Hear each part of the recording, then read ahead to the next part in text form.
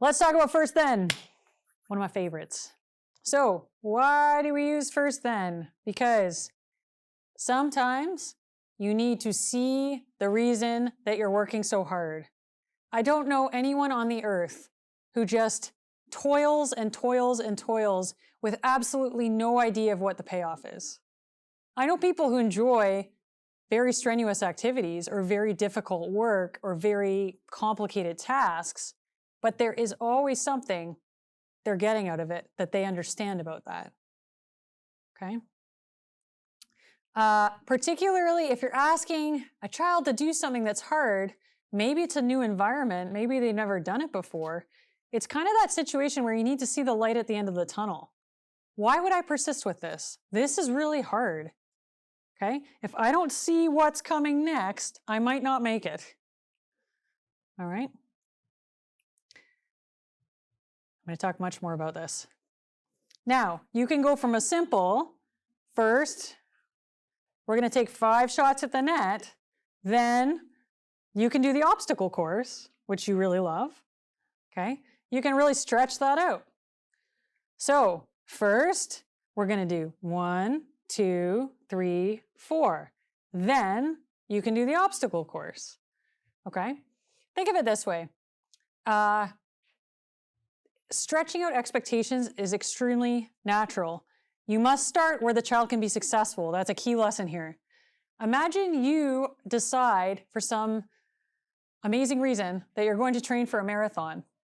This is not something I would decide personally, but many people have this ambition. So say you're going to train for a marathon. To have an effective first then, you cannot say on your first day of training, first I will run 25 kilometers and then I will have a glass of wine. Will this be effective? No way. Unless you're already an amazing runner. If you are an amazing runner, you're good. But really your first day should be something like, first I will run 2 kilometers. Then I will go home and have a glass of wine. And then you will stretch that out over time. First, I will run 3 kilometers. Then I will go home and watch Netflix, right? You must start with a goal that they can accomplish and then over time stretch it out. So there's a lot of ways to do that, which I will discuss in detail. It could be a list, like I've kind of shown you on the slide there. Oops. You can also use, here's one we use in our programs. These are little Canucks logos. It's the cool old vintage skate logo. Okay? I can stretch that out with kids and say, okay, group. Notice this can be an individual or group strategy. Okay, group, we got a bunch of stuff today. First, say we're skating. We're going to do 3 laps around the pylons. Ready, go. We all go do it. Yay. Who wants to put the logo on? All the kids will be very excited. We put it on. Okay, next we're going to do this, right? So slowly we go through, we do all our things, and then we get whatever. So that's a stretched out version of a first then. I hope you're noticing as I'm giving examples. Then does not always have to be like a Smartie. I think in the olden days, it was always like, first do this boring thing, and then you get a Smartie. That is first then, but first then is also just, first we need to finish our math homework, then you can read your book. So then doesn't have to be like Disneyland or ice cream, just something to look forward to when the difficult task is done, okay? Here's another way you can stretch it out. I showed you this as a transition warning. You could also definitely use it for tasks. Okay, so we're in the pool, we're practicing our back floats. Let's everybody do our back float. We do our float, yay, great job. 4 more. Okay, and then we do 4, 3, 2, 1. Woo, back floats are all done. Now we're gonna play a game that we like, and we play. So that's stretching out a first then to build some endurance. Here's the thing. I know there are some of you who are watching right now thinking, is this the right thing to do for my child? It feels like I'm bribing them. Or it feels very artificial. Shouldn't children do things because they're supposed to? Or because of intrinsic motivation? I'm not saying they shouldn't, by the way. Intrinsic motivation is great, but it's kind of a complicated topic. We could break that one down. And of course, kids should do things because they're asked to. But the reality of that is that's built over time, right? With that trust and relationship that we talked about at the beginning. The truth is, all of us are doing first then on ourselves, like all the time, because we have to as humans. We can't feel stuck in the middle of some difficult, arduous task without understanding what's going to happen afterwards. If you truly felt that way, you too would have a meltdown. Like, if someone said to me, run, and there was no indication of when I got to stop running, how long it would last, how many times I have to go around the block, how many kilometers I'm supposed to run. They just said run, and I'm just running and running and running. Eventually, I'm going to have my meltdown because it's like, what is going on? How long do you want me to do this? And I really, really hope there's a break coming after this, right? So look at how we first then ourselves every day. People who know me know that I like Tim Hortons. I know, it's just true, okay? So first, I need to finish my, I hate writing reports. I hate writing reports for like grants or anything like that. So sometimes I'll first then myself. First, you finish writing your report, then you can have a coffee break. That's a very effective first then for me, okay? True story. The picture on this slide is something that my husband is doing right now to motivate himself to floss his teeth. So he every day puts Skittles in a pill pack, and if he flosses his teeth, he gets the Skittles. Here's the fact that will astound some of you on this call, if you've been in this world for a long time. He's an OT. So some people think that OTs don't do stuff like this. Oh, they do. Why? Because it works. He's been doing this for 2 months. He's flossed his teeth every single day. So that's a really basic first then. Floss your teeth, get your Skittles. Here's how the world stretches first then out on you every day. Notice, here's my McDonald's. It's not mine. I don't actually use one of these. But a McDonald's points card. First, watch this. Remember I showed you this for kids? First, buy your 10 coffees, then you get one for free. They're extending the behavior, showing you the reward, helping to build your motivation to do the 10 things, and then you earn this reward. If you've ever done the shopping thing with bonus points, it's the same thing. Now, here's a very concrete example for you. Watch this again. First, work for 10 days, then you get a paycheck. That's how my first then system works. I get paid every 2 weeks, I work for 10 days, and then I get a paycheck. Now, I'd love to say that I would work for free, and I would if I didn't have to pay rent, but I have to pay rent. So this is a very effective way to motivate me to do what I need to do to get a reward that I really need in my life.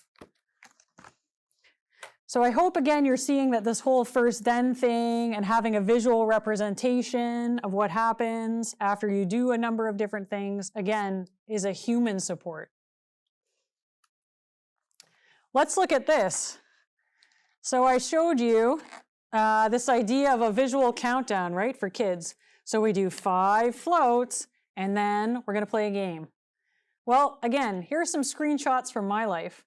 An actual to-do list from October 28th. 4 things I have to do. Okay, first, confirm the details for your Prince Rupert presentation.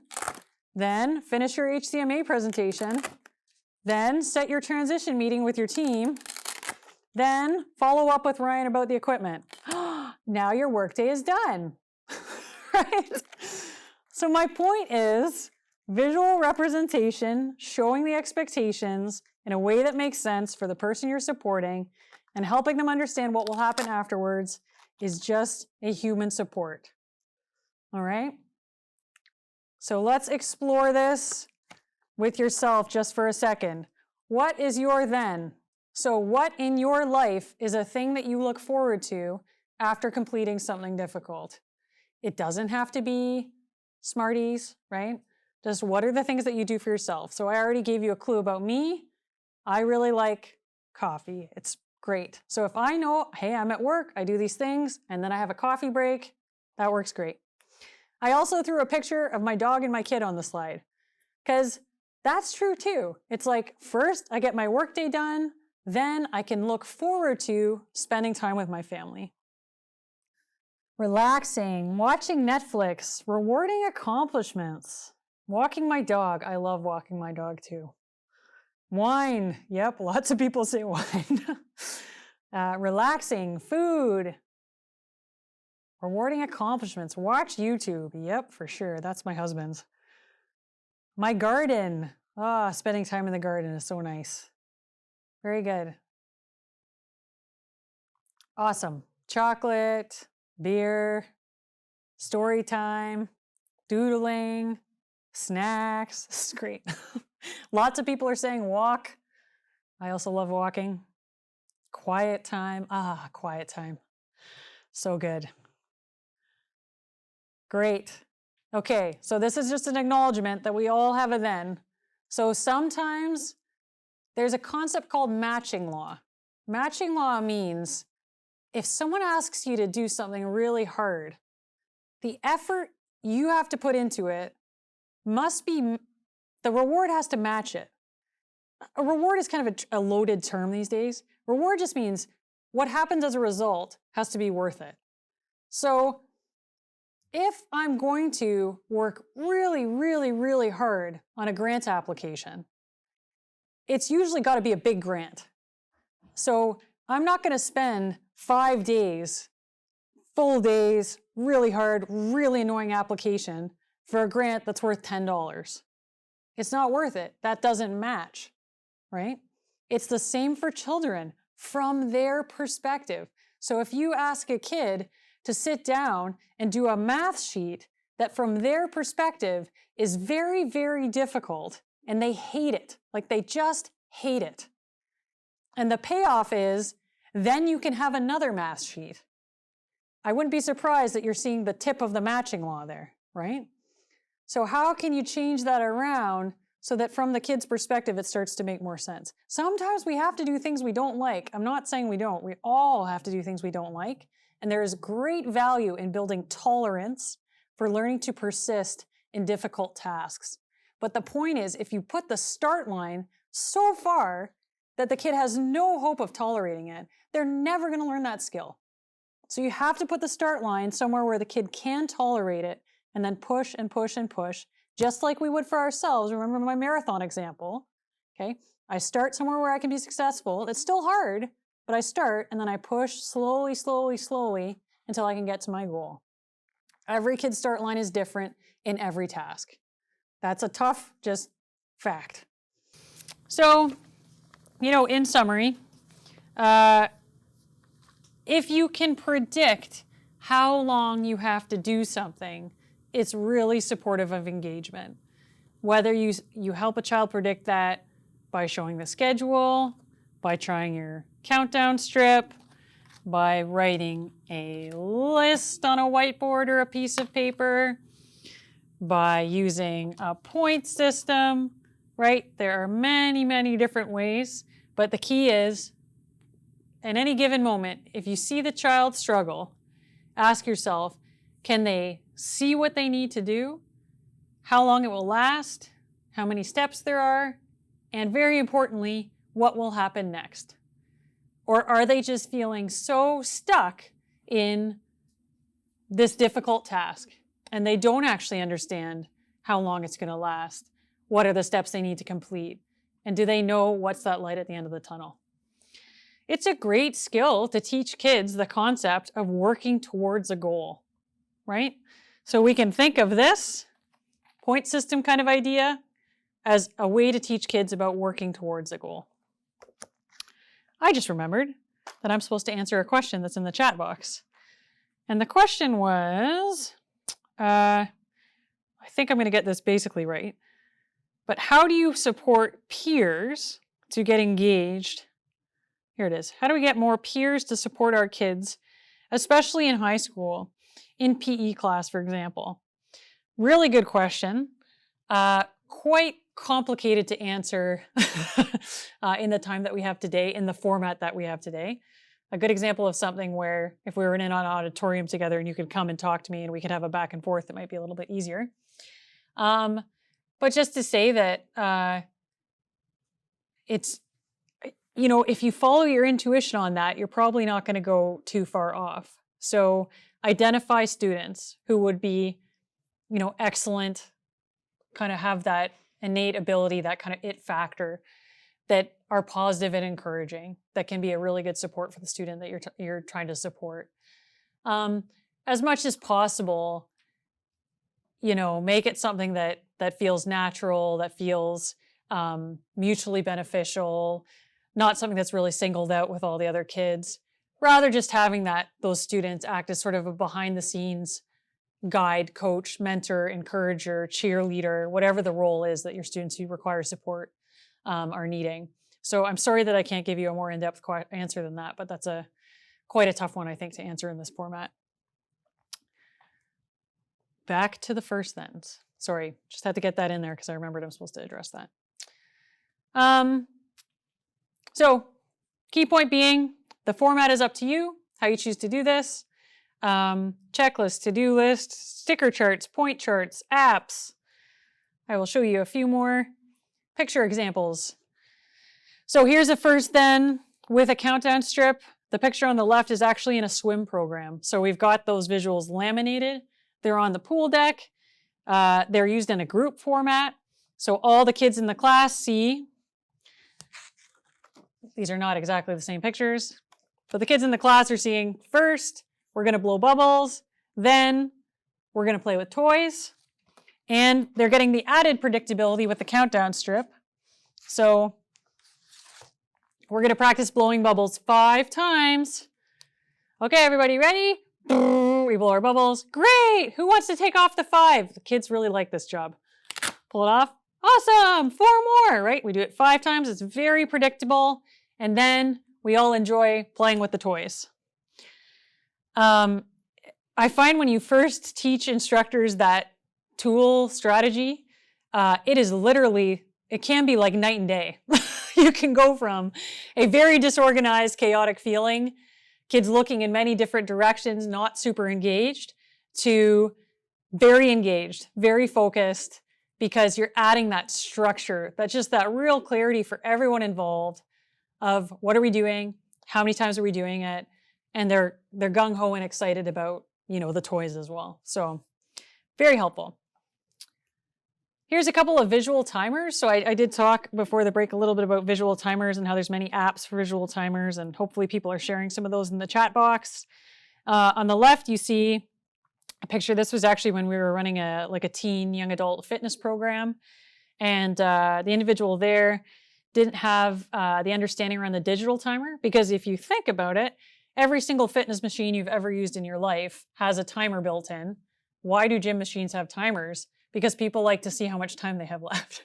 So that's us, right? It's like if I just jumped onto a treadmill or an elliptical machine, there was no timer or anything, and it was kind of like go. I might stay on that thing for, who knows, 2 minutes, 7 minutes, but just simply including a timer and being able to set it for, say, 20 minutes, I'm so much more likely to complete that goal because I have a clear understanding of how long, what my target is and how long I'm going to try to stay. So for this individual, a visual timer worked really well in the same way, just able to say to him something as simple as, we're going to ride the bike until all the time is done. Not that this individual was particularly resistant to riding a bike, not at all, more that he just tended to sit down, ride the bike, stand up, not because he didn't understand the digital side, the numerical timers, just simply adding that visual timer, all of a sudden, bang, he's just engaged the whole time, enjoying the bike ride, and then gets up when it's finished. The picture on the right is a kid in a skating program, and we're actually using the timer in sort of the opposite way there, where we're showing him how long his break is. This was a kid who really liked zombies. I used zombies as an example earlier, thinking of him. So in the background of the visual timer there is a zombie picture, and he's watching the green disappear and reveal the zombie. And when the green's all gone, break time's done, and he goes back to skating. And he was a kid who was kind of struggling with that at first. Like we would give him breaks because we see he needed breaks, but he wouldn't transition well from his break back to the group activity. So just by adding the timer and building more predictability around how long those breaks were going to be, he made that transition completely smoothly. So really, again, in summary, if the kid's stuck, if you're getting nowhere with engagement, can they see visually the steps that need to happen and then what's going to happen at the end? And remember that matching law that I talked about. Remember, the effort has to match the payoff that follows. What is your favorite system for helping to keep either your child or the children you support or the participants that you support engaged? It's really important to remember the strategies we're talking about today. A lot of people walk away really thinking about using them in a one-to-one format. And it's true. They work great in a one-to-one format. So using something like this or anything I've showed you is really effective if you're just supporting one person. However, every strategy also works with a group.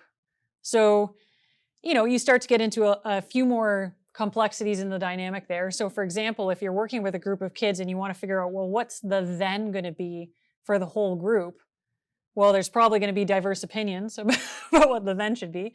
Some kids might want the parachute. Some kids might want the scooter boards. Some kids might want to play a certain game. That's okay. There's lots of good lessons to be learned along the way there for kids. Generally, you can come to a pretty strong consensus about certain items. So in our programs, the parachute is like pretty much a hit for everyone. Games, like there's certain games that basically the whole group tends to love.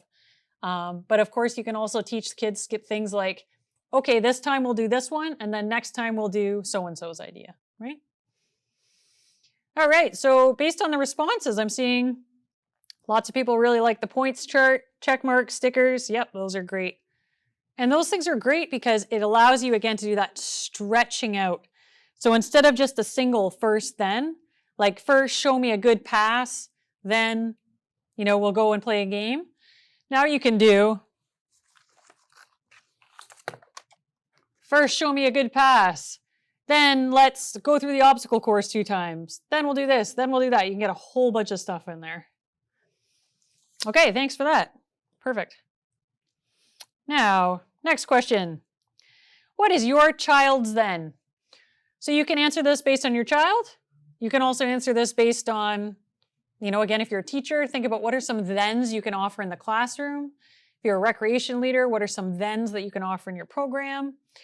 If you're anyone else, again, what are some thens that you can offer in your setting? Remember, we used to think of then as like Smarties. Then doesn't have to be Smarties. Then can be, then we go out for a walk with the dog, or then we can do some reading, or then you can have your iPad, or then, we can go outside and take a walk. Really, then doesn't have to be food. It doesn't have to be Disneyland. It doesn't have to be Dairy Queen. It can be anything that your child or your group that you support enjoys. Okay, so maybe you have a few. Now this is good. So this question, you can actually submit multiple answers, which is a good reminder that if you're always relying on the same then, that might get stale. This is actually what I tried to warn my husband about with his Skittle thing with his flossing. It's like, you're probably going to need to change that from Skittles at some point, because at some point Skittles will no longer be as motivating to you, which I think he agrees with. But what's the way to know that, right? Ask your kid, ask your group, right? Find out, just offer. If you're not sure, if you're not sure how to directly ask the question, or if you're not sure that's the best way to do it, show some choices. Okay, so hey, you've done a really good job brushing your teeth this week. What should we do? Like, do playground time on the weekend or whatever? So use those closed choices here too. Okay, what's your child's then? Sensory game, snack, draw, tickle, play with dad. I love it. Tablet time. Yes, iPad time, of course. Doritos. Yep, for sure. Relax. One episode of a TV show. Great. Swing. Yes. Minecraft. A deep hug. Wonderful. Great. So you see, these are all very individual for sure. Excellent. And remember, we all have our thens as well. And all of us have our unique things that we enjoy. And all of us need different things to relax. So different things after those, those hard days, right? Or those hard tasks.